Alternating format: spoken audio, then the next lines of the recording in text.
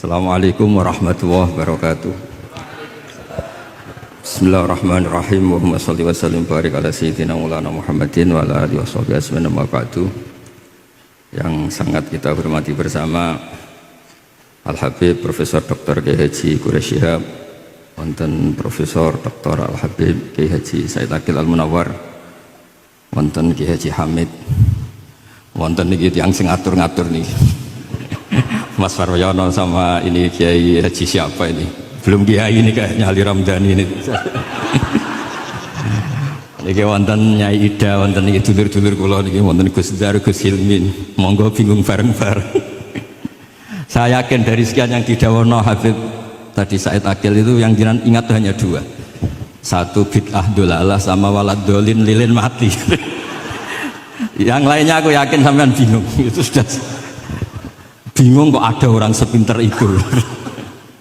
Tapi alhamdulillah barokahnya beliau Sayyid, terus kita mau nyaingi itu sudah kecil hati, sudah kalah nasab kalah nasib. Sudah, kita yang gampang-gampang saja. Tapi saya serius, begini ya, masalah ulumul Quran itu. Saya dulu kalau diajarin bapak itu sering beliau cerita, kamu cari sisi ekstrimnya. Sisi ekstrim itu begini, misalnya hudal lil muttaqin. Quran itu petunjuk bagi mereka yang takwa. Orang-orang idealis ngartikan takwa itu adalah orang-orang yang imtithalul awamir wastinabun nawahi. Itu orang ideal. Tapi faktanya Sayyidina Umar itu masuk Islam itu dengar surat Toha hina kana huwa kafir. Ketika beliau masih kafir. Beberapa sahabat dulu masuk Islam itu ketika mendengar Quran statusnya masih kafir, sehingga ada bukti bahwa orang tidak muttaqin juga bisa dapat hidayat Quran. Nah barokahnya kita baca banyak Quran itu bukan sekedar hudal lil muttaqin tapi juga hudal linnas. Lalu dianalisis, oh jangan-jangan lil muttaqin ini cara balaghah min babil iktifa lil muttaqin wa ghairihim. Buktinya ada ayat lain yang menyebutkan hudal linnas. Ini itu awal dari disiplin ilmu, sehingga memang tidak bisa kita mengartikan Quran tanpa baca tafsir yang banyak. Kemungkinannya tadi tambah pintar atau tambah bingung tadi. Nah, soal kita tetap tidak bisa itu ya alhamdulillah, memang manusia didesain wa kanal insanu dzaluman jahula. Jadi kalau kita bodoh itu sesuai rencana Tuhan memang itu. Jadi tidak usah disesali, biasa aja memang. Dari dulu juga sudah direncanakan kita ini berstatus wa kanal insanu dzaluman jahula. Itu cara balaghah itu dzaluman banget, dolime jahulan itu banget bodohnya. Banget dolimnya itu begini, andaikan kita ini orang baik itu juga nggak mesti baik. Tadi dawuh Pak Quraisy itu saya sering memberi analogi. Saya ini kata orang banyak itu ketok. Kalau diundang di kampung musola panjang itu kalau datang kata orang-orang itu tawaduk. Tapi kata kiai setempat itu mangan jatah kiai cilik Gus ini. Jadi yang satu bilang tawaduk Gus, darah yang satu bilang cek mentalan Gus jatahku mbok jupuk gitu. Sehingga saya sering cerita ada cara manakiban. Biasanya kalau kiainya itu tuh Pak Said dapat ayam paling besar kalau kiainya. Kalau yang lainnya itu ya suwiran itu. Barokahnya saya tidak datang, yang dipakai itu kiai-kiai yang kira-kira mabadik fikih. Saya ini kan dianggap kiai kolyubi. Itu maturnunya sama saya itu maturun Gus jiran gak teko. Aduh aku untuk suwiran gitu. Karena sekali saya yang datang itu ya kira-kira bintangnya saya. Jadi kadang-kadang antara tawaduk dan ngambil jatah itu gak jelas. Nah ini pentingnya ngaji ijtihad. Makanya di sahabat kitab muwafaqat. Ijtihad itu satu logika yang gak konsisten. Sebab itu Rasulullah SAW itu kalau ngendikan apa saja itu ya juga dianalisis oleh sahabat. Misalnya begini, ya ummul qauma aqra'uhum li kitabillah. Tentu imam itu yang terbaik. Tapi di beberapa kejadian akabirus sahabah itu pernah makmum sama Salim Maula Hudzaifah. Itu orang yang kelas nasabnya marganya itu jauh di bawah Abu Bakar Umar. Tapi beliau makmum sama Salim Maula Hudzaifah. Bahkan beberapa riwayat yang Nabi ngendikan cara shorihan itu sama sahabat masih dinego. Karena ada ranah ijtihad. Misalnya Nabi ngendikan la tusalliyanna asra ila fi bani Quraidah. Ternyata mendekati Bani Quraidah kadati syamsu antahruba, matahari hampir terbenam. Sebagian sahabat berpikir kita harus sholat di sini karena matahari mau terbenam. Sebagian yang lain enggak, Nabi bilang jangan asar kecuali di Bani Quraidah. Separuh sholat asar, separuh enggak. Falam yu'annif ahadan minhum, Nabi enggak menyalahkan salah satu karena ini masalah apa? Ijtihad. Jadi ini matur juga Gus Samit, saya tadi dari rumah bilang sama keluarga, saya datang tapi mau pamit, ini saya sudah mau jadi resi, mau uzlah. Karena ya itu tadi, kalau saya ngisi terus itu apa tawadhu, apa nutup jatahnya orang lain itu juga gak jelas, nanti hisabnya itu apa ya, gak jelas. Bapak itu sering ngajari gitu, Pak itu kiai sepuh jadi imam masjid istiqomah sekali sampai tua, itu istiqomah apa mau digenti kan? Itu istiqomah atau nggak mau regenerasi? Jadi orang tuh biar mikir. Saya beri contoh sekian pentingnya ijtihad. Karena Rasulullah Shallallahu Alaihi Wasallam idan sorofa min sholatihi akbala aliyah nabi wajhi. Sehingga banyak orang, banyak imam kalau habis sholat itu langsung menghadap ke makmumin. Kalau di Indonesia menghadap ke timur. Tapi di beberapa tabwibnya Imam Bukhari atau Tarjamatul Bukhari, beliau menyebut itu lil mau'idah. Buktinya setelah itu Nabi ngendikan aro'aitakum lailatakum hadhi. Kamu mimpi apa? Coba terangkan ke saya. Sehingga terus ada yang mempraktekkan boleh menghadap ke makmumin kalau li ta'lim atau lil mau'idah. Tapi banyak juga ulama yang menganalisis itu bentuk maklumat anna sholata inqadat, bahwa sholat itu selesai. Takutnya Nabi kalau tetap menghadap ke barat sesuai bentuk duduk tawarruk atau tahiyat akhir, atau itu nanti dikira Nabi fi sholat. Sehingga orang yang datang kemudian Allahu Akbar makmum sama Nabi itu bahaya betul dalam bab sholat. Karena robtus sholat biman laisa fi sholatin. Berarti makmum tadi menggantungkan sholatnya dengan orang yang sudah tidak sholat. Sehingga dibutuhkan sikap memaklumatkan kalau sholat itu inqadat. Dengan cara apa? Boleh menghadap ke timur, boleh menghadap ke utara kalau dalam konteks Indonesia. Kalau kata Imam Syafi'i, ja'alul makmumin janibal yamin, berarti orangnya menghadap ke utara kalau enggak. Nah, analisis seperti ini penting karena Nabi memang nggak konsisten. Kadang akbala aliyah nabi wajib, kadang istighfar salasan suman sorofa, kadang apa. Sehingga barokahnya ilmu itu akan luar biasa. Tadi juga disebutkan menyangkut bid'ah. Kalau sampai belajar ulumul hadis, Said Muhammad menulis dalam kitab Abwabul Farad, kalau bid'ah itu artinya yang nggak pernah diajarkan Nabi, itu berapa kejadian zaman Rasulullah yang Nabi membenarkan sesuatu yang Nabi sendiri itu tidak tahu.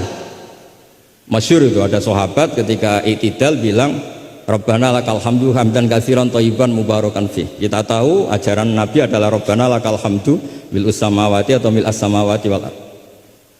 Sehingga setelah sholat Nabi tanya, ayyukumul qail, siapa tadi yang melafadzkan itu? Semua sahabat itu diam. Karena takutnya Nabi menyalahkan. Ternyata Nabi ngendikan, tadi siapa yang melafadzkan itu? Fa inni ra'aitu isna asyara malakan yabtadiruna ayyuhum yaktubu awal.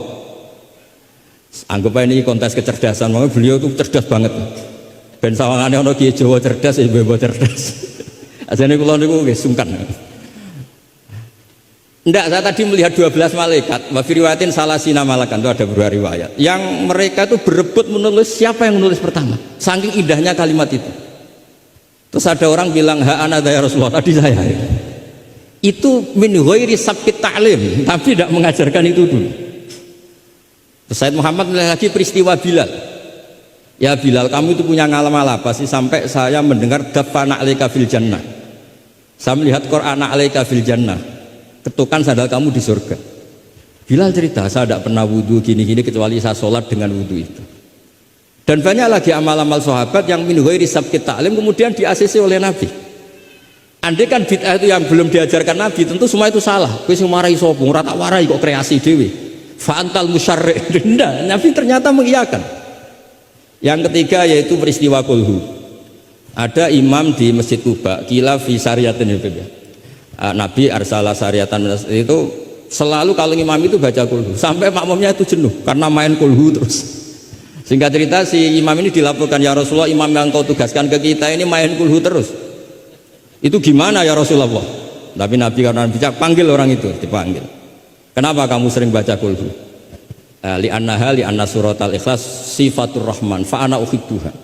itu surat yang benar-benar hanya nerangkan Allah sehingga saya suka. Kalau surat lainnya itu kan surat proposal. Misalnya Anda bilang ujibu da'wata da'i terus dongo.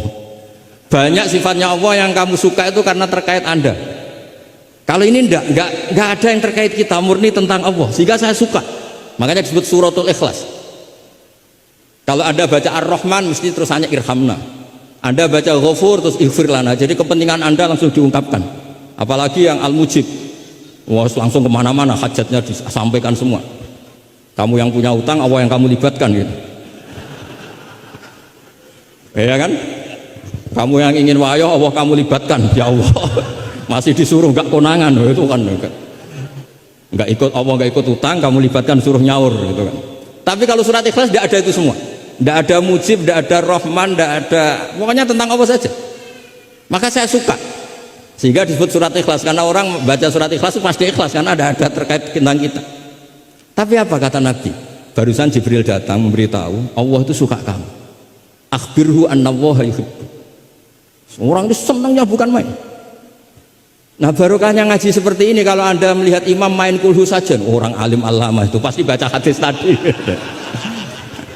Tapi Imam Ahmad tuh gak suka ada orang sering baca kulhu. Ini cerita ijtihad, gak suka. Beliau dikasih tahu ini kampung ini sering baca Yasin, kampung ini sering baca kulhu. Marah besar Imam Ahmad. Ayuh jarul Quran, ayuh jaru ghairu suratil Ikhlas, ayuh jaru ghairu surati Yasin. Memangnya Quran hanya kulhu. Kamu ridho kalau Quran lainnya gak dibaca? Kamu ridho kalau surat lainnya gak populer, yang populer Yasin terus? Lam yakun se'un nal Quran mahjura, nggak boleh Quran jadi mahjur, harus dibaca semua. Ya tapi kan kaidah kita ada saja ulama yang mengatakan malaidroku kullu, laidroku kullu, kalau tidak bisa semua ya kullu. Nah, ya istilah-istilah ini yang bikin kita ini ya seneng ya kadang mangkel gitu, karena ya mangkelnya itu kok mereka yang ulama tidak kita itu. Ya kadang-kadang mangkel itu. Ya mangkel seneng gitu. Saya itu pengagum kitab usul karena mbah saya itu al-usul. Yang saya seneng ya tadi logika yang dibangun. Tapi saya pastikan al-usuli ini diantara kaidah terakhirnya itu at-takmil idza ada lil asli bil ibtal lam yu'tabar. Jadi at-takmil idza ada lil asli bil ibtal lam yu'tabar. Sehingga kiai-kiai Jawa itu kalau misalnya negur orang sepuh, saya sering diceritani kiai-kiai kampung itu ada orang sujud itu gini, Beb. Setelah ditegur, Mbah kalau gini lebih sah, nggak membenari peci malah paginya nggak sholat lagi. Jadi makanya Kiai Jawa itu males negur karena jadinya nggak dibenahin, jadinya nggak sholat. Jadi itu masuk kaidah at-takmil idza ada lil asli bil ibtal lam yu'tabar. Jadi kalau dipaksakan ideal itu malah al aslunya hilang. Makanya kitab ini yang saya baca, kitabnya Imam Syatibi. Asy-Syatibi itu ada dua, ada Asy-Syatibi al-Usuli, ada Asy-Syatibi yang al-Muqri, yaitu yang ngarang Khirzul Amani itu ya. Nah itu ini nanti saya baca beberapa kaidah dalam ulumul Quran. Jadi ijtihad itu tidak bisa, tidak benturan. Saya sering cerita di mana-mana. Dulu Imam Syafi'i itu pengagum kemiskinan karena kalau orang miskin itu tidak ada hisabnya. Oh senangnya bukan main dengan miskin, selain faktanya miskin, senang tapi dengan orang miskin karena ada hisabnya. Setelah ngaji sama Imam Malik, beliau tanya, siapa orang yang selevel jenengan ya Malik? Ya dulu ada Imam Abu Hanifah, sekarang sudah wafat, tapi ada muridnya, namanya Muhammad bin Hasan Asy-Syaibani.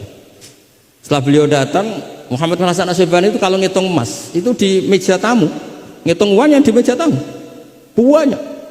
Imam Syafi'i itu ngelus dodo, orang sealim ini kok kedonyan ya. Tapi kata Muhammad Hasan Asy-Syaibani, kalau kamu orang soleh gak boleh punya uang, gak boleh kaya, ini tak kasihkan sama lonte, sama koruptor, sama tukang dugem, tukang apa itu, tukang judi. Jangan kalau dipakai orang fasik nanti gak karu-karuan, jenengan saja. Baru sadar, oh iya ya, kalau yang orang soleh kiri semua, yang fasik kaya, berarti ada syaukatul dzalim ala soleh. Ada syaukatul dzalim. Kayak apa bahayanya? Ada saltonatul fasik ala soleh. Semenjak itu Imam Syafi'i itu tuh sampai fatwa berlebihan. Orang Islam yang bisa kaya kok miskin haram. Kuat beli Alphard kok beli carry tua haram, terus berlebihan. Kalau Gus Ilmi kuat jabat kok ndak haram. Pokoknya terus ekstrim sampai al-Islam ya wala yulale. Terus kata kiai-kiai Jawa yang alhamdulillah banyak yang miskin juga, komentarnya lucu, wes ngerti Mbah, cuma ora kelar. Artinya punya selera kaya itu kita sudah punya, jangan haramkan, semuanya tahu kok, cuma nggak mampu, jadi udah salah no. Tapi barokahnya itu Imam Syafi'i menjadi tahu bahwa bukan sekedar ahyini miskinan wa amitni miskinan, tapi Nabi juga pernah ngendikan nikmal malu soleh lil mar'is soleh. Bahkan Imam Syarani ngendikan, kamu murid-murid saya harus jadi orang kaya. Kenapa Imam Syarani? Bukan kan kita disuruh zuhud, nanti kamu kebingungan baca ayat ini, terus beliau baca anfiku artinya kalau kamu miskin pas baca anfiku mimma razaqnakum kamu bingung karena kamu nasibnya yunfakun. Qurannya itu yunfikun bukan yunfakun. Yunfikun itu memberi bukan diberi. Jadi itu istihad. Maksudnya ini istihad. Jadi istihad itu sesuatu yang harus kita buka. Ya seperti inilah. Saya tidak tahu ini Gus Hamid ngundang saya ini apa ganjaran apa enggak. Kalau melihat seneng orang alim, silaturahim ya ganjaran. Tapi kalau tanyakan santri saya yang sekarang mungkin baru sorogan sama saya, ikhya apa? Ganggu saja bodoh kerapnya. Tidak tahu nanti yang didengar Allah itu komennya yang di sana dianggap sini pengganggu. Apa yang didengar Allah itu silaturahim dengan keluarga kerapnya. Tidak tahu saya. Kulun muhtamilun. Kalau di mu'in wa fihi nadhurun. Supaya ya ini masalahnya masalah ijtihad. Enggak bisa. Kata Imam Abu Hasan Asyadili fi mukasyafatihi, beliau ketemu Nabi Muhammad SAW, satu ketemu Nabi Nuh. Kata Nabi Muhammad gojlek Nabi Nuh, andaikan kamu tahu anna fi aslabil kuffar man saya'budu wa la yusyriku bihi syai'an, kamu tidak akan mendoakan mereka la tadzar alal ardi minal kafirina dayar.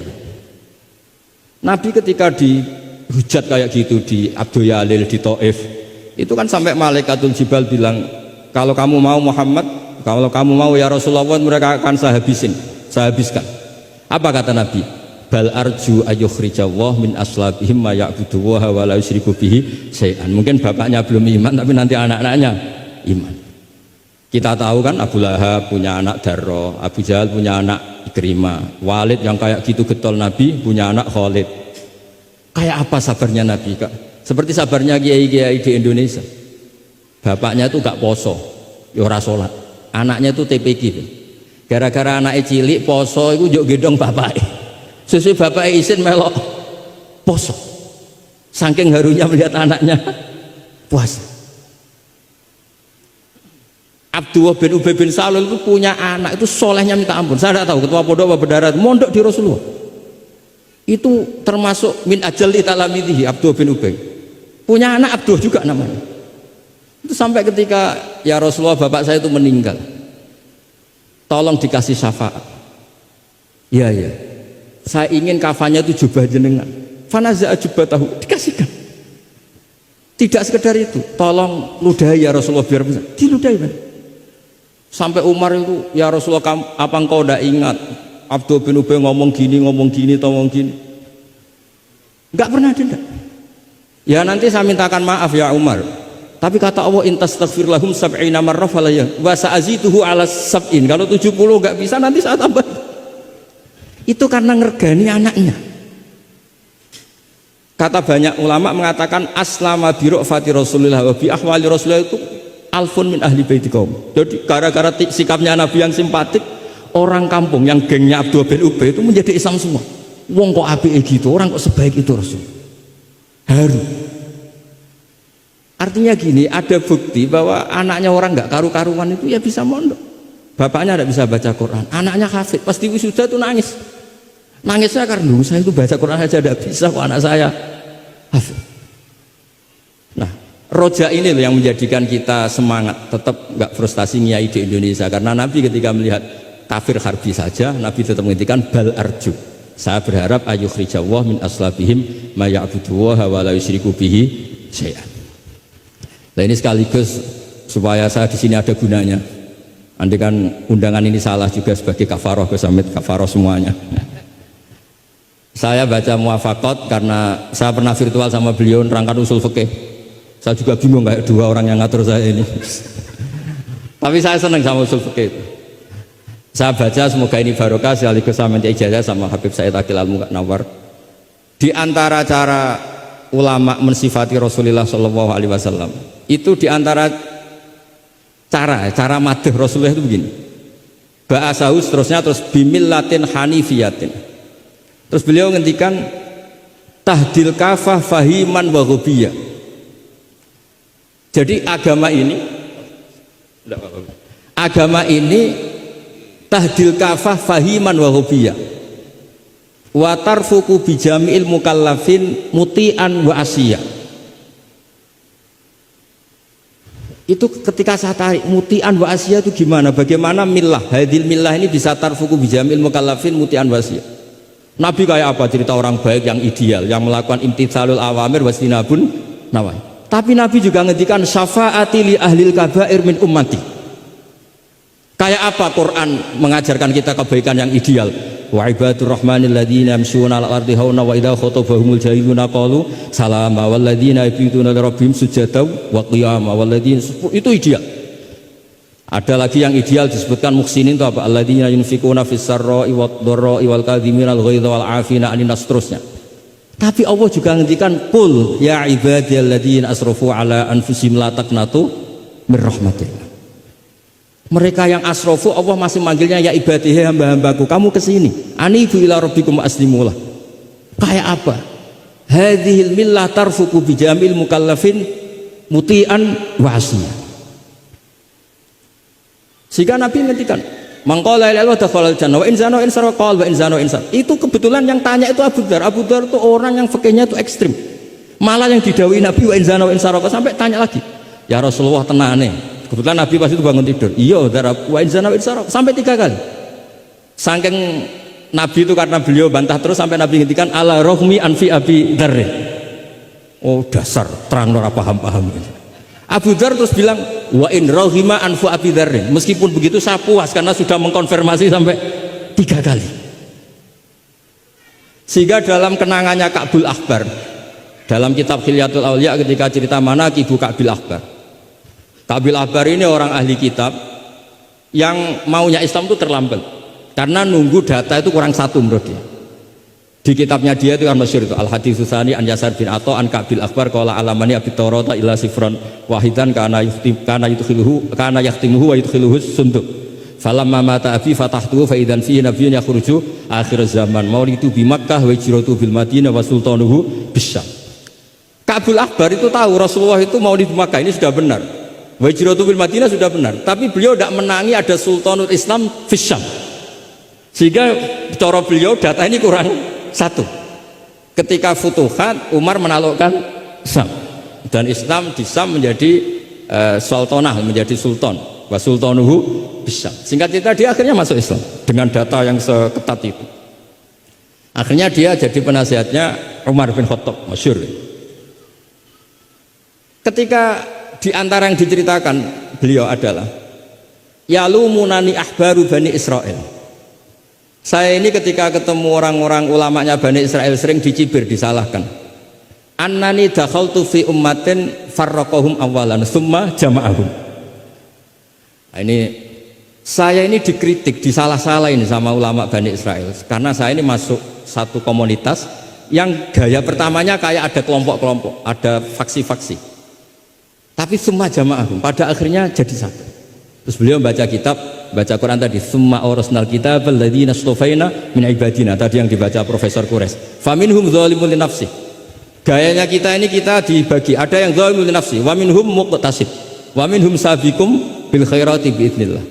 Tapi kata Nabi, haula kulluhum bimanzilatin wahidah wa kulluhum fil jannah. Tapi ternyata 3 orang ini semuanya di surga. Yang ngajari Quran lelaki sama lelaki, perempuan sama perempuan, dia fil jannah. Tapi kalau dipilih di kampung-kampung itu gurunya itu perempuan cantik, ya ada ustadz lelaki, ya agak kepikiran juga. Itu kalau diharamkan tidak jalan, dihalalkan fitnah. Tapi barokahnya agak-agak semu-semu ini yang bisa baca Quran di situ banyak. Ikutnya partai wa akharuna atarafu bidzunubihim khalatu amalan sholihan wa akhara sayyi'ah. Jadi, ini cerita saja, nanti bisa ditafsir sama beliau. Intinya kalau kita ngaji itu tadi, kita kata Sayyid Muhammad yang paling masyhur, li'annal insan kullamata sa'fikruh qalla inkaruhu 'alan nas. Jadi al insan idza tasa'fikruh qalla inkaruhu 'alan nas. Jadi tadi misalnya ada kiai besar diundang di kampung-kampung terbelakang nggak mau, jangan katakan sombong. Itu tidak membunuh pasaran kiai kampung. Yang datang puji tawaduk, yang nggak datang puji ngasih job, kan enak kan? Semuanya benar. Semuanya apa? Loh, saya kalau diundang Kemenak tidak datang karena ngasih jatah jenengan-jenengan ini. Kalau saya datang bisa macet ini. Ya ini sekaligus minta ijazah saya baca mukadimahnya supaya. Nah ini banyak keluarga saya sama dari keluarga langsung. Ini saya baca ilmu usul fikih saya supaya semuanya dapat ijazah dari Habib Said Al-Akhir Al-Munawwar. Bismillahirrahmanirrahim. Fahiya tahmilul jamma al-ghafir dhaifan wa qawiyya. Jadi agama ini menanggung orang yang dhaif juga orang yang kuat. Yang kuat diwajibkan zakat, yang dhaif sebagai mustahik zakat. Artinya apa? Agama ini semuanya diuntungkan. Terus muti'an wa asiyat, terus wataku tuhum bi khazaimihim min qadan wa abiyya, wa tusawwi bainahum bi hukmil adli syarifan wa daniyya, wa tubawi uhamilaha fid dunya wal akhirati makanan aliyya, wa tudrajun nubuwatu baina jambaihi wa illam yakun nabiyya, wa tulbisu al muttasifa biya malbasan saniyya hatta yakuna lillahi waliya. Ini kata beliau, orang yang ilmunya cukup itu kata beliau dijamin hatta yakuna lillahi wali. Karena tidak ada orang yang syafaqah sama umatnya Rasulullah SAW kayak orang alim. Saya tuh sering dikomplain sama orang-orang idealis. Kalau ada tetangga saya mati yang tiap malam lihat TV ngorok, habis itu bangun subuh, sudah subuh gak jamaah. Itu kan, Gus kenapa anda muji suami saya itu orang baik, padahal malamnya itu mesti lihat TV ngorok tidur. Ya itu kan orang baik. Selama ini kan hanya dibilang dia tarokat tahajud, dia taroka qiyamal lail. Kalau saya bilang gua tarokal ma'asiyah kullaha, karena tidur tadi. Susahnya apa sih husnudzon itu? Memang gara-gara gaya dia begitu kan tarokat tahajud, wa taroka qiyamal lail. Tapi juga harus kamu ingat, wa taroka dugem, wa taroka kada wa kada. Karena yang dikatakan taat itu tarkul manhiyat. Orang yang taatnya pas-pasan tarkul manhiyat pakai terjaga itu kepikiran. Misalnya ada dangdutan atau ada tontonan apa, lihat dak. Tapi kalau tidur kan bangun sudah selesai. Makanya ada wa min ayatihi manamukum billaili wan nahari. Kata Imam Ghazali, hatta inna khaira ibadatim an-naum. Suatu saat zaman akhir ibadah terbaik itu tidur. Karena kalau bangun ngayal, ketemu orang hasut, ribet. Tapi kalau tidur kan enggak. Lu tidur tuh hebat. Kenapa tidur itu menjadi keramat? Ru'yal anbiya wahyun. Kalau tidak nabi, ru'yal mu'min itu juz'un min sittatin wa arba'ina juz'an minan nubuwah. Itu ada ulama nganalisis gini, kenapa tidur itu objektif? Orang tuh kalau terjaga itu otaknya kan pakai versi Allah tuh diajari. Bayangkan jadi kiai besar terus semua orang hormat. Bayangkan kiai besar semua orang tunduk, istrinya banyak, taat semua, rukun semua kan ngayal-ngayal. Terus presiden semua, pokoknya ngayal-ngayal. Allah itu diatur kayak dunia miliknya. Surga juga diatur, dia masuk surga yang ini kayak tadi kata milik banyak. Tapi kalau orang tidur itu kan nol, dia tidak punya ikhtiar sama sekali. Nah barokahnya tidak punya ikhtiar sama sekali ini, kalau Allah mau ngasih ilham atau busyra itu orisinil. Makanya saya ini jarang wiridan habis sholat, tapi kalau sama tidur tuh wiridan saya banyak. Ini bukan pamer, bukan. Saya sampai apal doa-doa mau tidur. Allahumma rabbas samawati sab'i wa rabbal arsyil azim rabbuna wa rabb kulli syai'in khaliqul habbi wa nazzala tawratu injiru. Suap panjang. Allahumma amantu bika wa da'tu jamila mal jawami. Gara-gara baca ilmu tadi. Orang habis sholat wiridan, habis itu jalan-jalan, ketemu orang cantik terus nyesel di rumah ndak kayak itu apa, pokoknya masih banyak masalah. Tapi kalau orang mau tidur, wah ini kalau keterusan bangun-bangun ketemu mungkar nakir. Kalau takut mati, tahu-tahu dibaca orang, kita tidak bisa ikhtiar. Apapun itu riskannya, masya Allah namanya tidur. Tapi kita berani karena tawakal sama Allah. Nah itu kalau kamu bisa mengenalkan itu tidur kamu dengan kualitas juz'un min sittatin wa arba'ina juz'an minan nubuwah. Saya itu pernah tidur, ini cerita ke sampean, tidak sering tapi pernah belajar kitab sak nomornya itu tak lihat itu persis, dia hanya ingin meraktekkan itu ya, karena tadi kalau betul ru'yal mukmin itu juz'un min sittatin wa arba'ina juz'an minan nubuwah. Makanya ada anni arafil manami anni asbahu. Makanya ketika Said Muhammad cerita kalau ada kritikus tentang kitab Madaih karena kadang pakai cerita ru'yal kafir, itu kata Said Muhammad di era sebelum Rasulullah SAW itu semua ru'ya itu orisinil. Ketika Fir'aun mimpi bahwa ada an-naron akhraqat baitahu, terus ditakwil anna waladan min awladi bani Israel ahlaka mulkahu, akhirnya nyata apa enggak? Nyata kan, padahal itu ru'yal kafir. Fir'aun mimpi ada nar sing akhraqat baitahu, terus ditakwil ada waladan min bani Israel ahlaka nopo mulka, nyata padahal itu ru'yal kafir. Zaman Azizu Misro mimpi ini aros apa bakorotin siman, itu juga nyata padahal ru'yal kafir.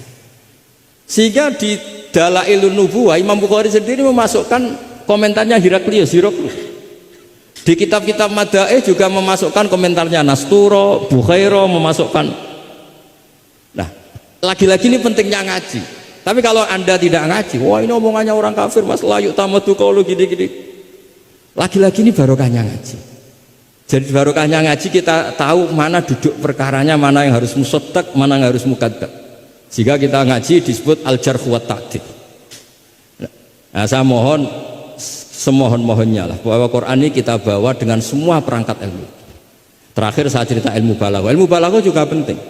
Misalnya secara lahir orang kafir itu misalnya tidak sumun, tidak bukmun, tapi barokahnya la yasma'ul haqqa disebut bukmun misalnya. La yatakallamu bil haqq la yasma'u, akan itu kan ada sumum, bukmun, umyun. Sumun berarti apa? La yasma'ul haqq. Bukmun la yatakallamu bil haqq. Umyun berarti la yubsirul haqq. Sehingga nanti kalau ada ayat wa ja'ala minhumul qiradata wal khanazira wa abadat taghut, andaikan tidak ada fakta ada kaum tertentu yang dijadikan khonazir, kita masih bisa pakai tasbih. Tasbih balik adalah yang ada itu tasbih dibuang. Kalau orang dermawan level 6 mungkin orang bilang masih zaitun kal bahr. Tapi kalau levelnya 9, 10 orang akan bilang zaitun bahrun. Kalau ganteng masih pas-pasan zaitun kal badri. Tapi kalau sudah kayak Rasulullah anta samsun anta badri. Nah, pentingnya ilmu itu adalah ketika ada ayat yang dohirnya misalnya ada tadi wajah alamin humul qiradata wal khonaziro abadat taghut, ternyata misalnya kalau itu fakta ya sudah selesai kan, berarti itu hakikat. Tapi itu misalnya tidak fakta, kita masih bisa mentakwil dengan qulubuhum atau apalah mentalnya mislul khonazir mislal qiradata.